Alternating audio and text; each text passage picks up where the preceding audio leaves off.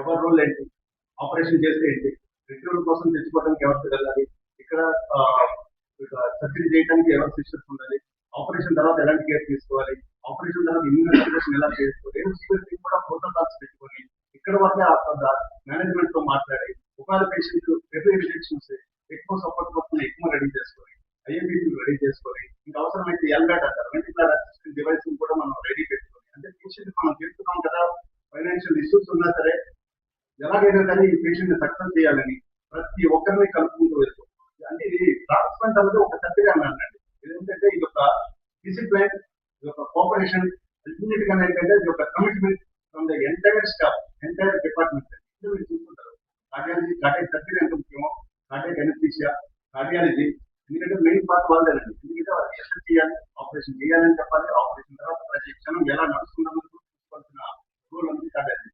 మీరందరి తర్వాత ఏంటంటే దీనిలో ఇమ్యూనాలజీ పార్ట్ ఉంది. అది మాకు ఇక్కడ మా అదృష్టవశాత్తు డాక్టర్ శ్రీధర్ గారు కంప్లీట్ రెస్పాన్సిబిలిటీ తీసుకున్నారు. ఎందుకంటే మేము చాలా బిజీగా ఉంటాం, ట్రాన్స్ప్లాంటేషన్ చేసి కూర్చోలేం కదా, రోజుకి 5-6 ఆపరేషన్ అవుతుంటాయి.